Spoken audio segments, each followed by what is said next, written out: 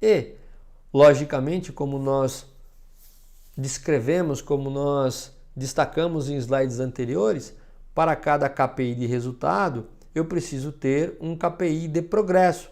Então, nesses slides, nós vamos mostrar, por exemplo, no KPI de resultado e entrega, qual o seu KPI de progresso correlato, para que vocês tenham uma ideia e apliquem no dia a dia. Então, por exemplo, eu chamei aqui o KPI, a componente da qualidade total de entrega de KPI R1, ou seja, é um KPI de resultado número 1, porque a gente vai ter mais pelo menos 4 indicadores aí de resultado. Então, para esse KPI entrega, ou seja, eu estou querendo medir o que? O meu on-time delivery, o meu OTD, ou o meu service level. Então, geralmente, um indicador de resultado para entrega é se eu estou entregando as peças dentro do prazo do cliente. Então, tem algumas empresas que chamam de on-time delivery, ou OTD, ou service level, ou seja, eu prometi uma certa quantidade de peças para um determinado cliente e quanto daquilo eu entreguei naquele dia prometido. Tá? Então eu entreguei a peça, a quantidade, a data. Então isso são KPIs de entrega. Para que eu tenha esse KPI aqui de entrega, que é o KPI de resultado, o indicador de resultado, quais são os indicadores de progresso que impulsionam, que alavancam esse KPI de resultado? Por exemplo, o KPI de progresso produção por turno. Quantas unidades de produção eu tenho entregado por turno? O que é unidade de produção? Às vezes eu meço a minha unidade de produção por peça, às vezes eu meço por metro, às vezes eu meço por quilo. Depende da unidade de produção que você produz. Mas um KPI de progresso que alavanca um KPI de resultado de entrega é quanto eu estou entregando por turno. Um outro KPI de progresso, que eu chamei de KPI P2, P de progresso, é o que? A aderência. O que é aderência?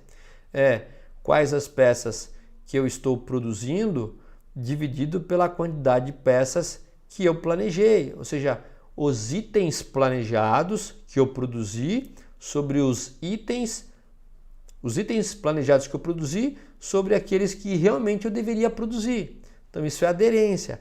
Aqui nesse primeiro KPI de progresso eu vou medir o quanto eu estou entregando.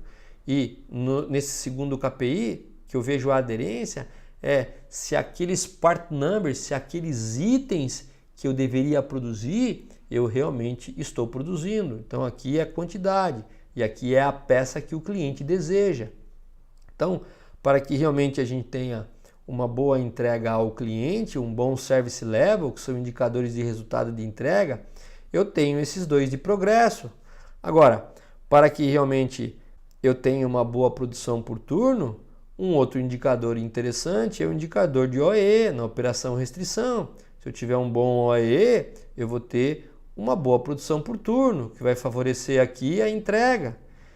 Eu também, um outro indicador importante para que eu tenha uma boa produção por turno é o tempo de atravessamento, o tempo de lead time, ou seja, é o tempo que uma ordem de produção leva desde a primeira operação até a última. E o tempo de lead time é importante que eu controle o meu IP. Se eu tiver muito work in process, eu vou ter aí um lead time grande. Se eu tiver muito IP, peças em processo, eu tenho muita fila. Então, uma ordem de produção, no momento em que ela é aberta, ela demora muito tempo para cruzar todas essas filas, porque ela tem que esperar. Então, se eu tiver muito IP, eu tenho muito lead time. Se eu tiver muito lead time, eu tenho um tempo de atravessamento grande. E se eu tenho um lead time grande, eu vou ter aí eu vou ser prejudicado na minha entrega e, consequentemente, eu vou ter um impacto na entrega.